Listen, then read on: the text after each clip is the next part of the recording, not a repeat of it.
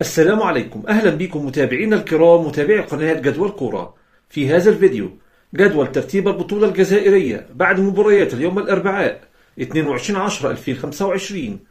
وفي البداية لا تنسى الاشتراك في القناة والإعجاب بالفيديو ليصلك كل جديد. انتهت منذ قليل مباراة مولودية الجزائر وأتلتيك برادو، والتي أسفرت عن فوز مولودية الجزائر بهدفين مقابل هدف. وبعد هذه النتيجة يصبح ترتيب الدوري الجزائري كما يلي: شبيبة الثورة في المركز الأول برصيد 15 نقطة، أولمبيك أكبو في المركز الثاني برصيد 14 نقطة، مولودية الجزائر في المركز الثالث برصيد 13 نقطة،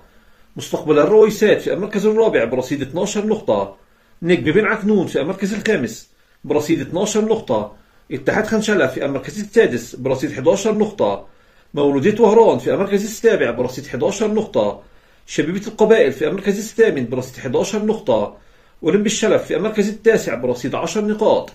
شباب قسنطينة في المركز العاشر برصيد 9 نقاط، ترجي مستر غانم في المركز الحادي عشر برصيد 8 نقاط، شباب بولزداد في المركز الثاني عشر برصيد 7 نقاط، اتحاد العاصمة في المركز الثالث عشر برصيد 7 نقاط، وفاق ستيف في المركز الرابع عشر برصيد 7 نقاط،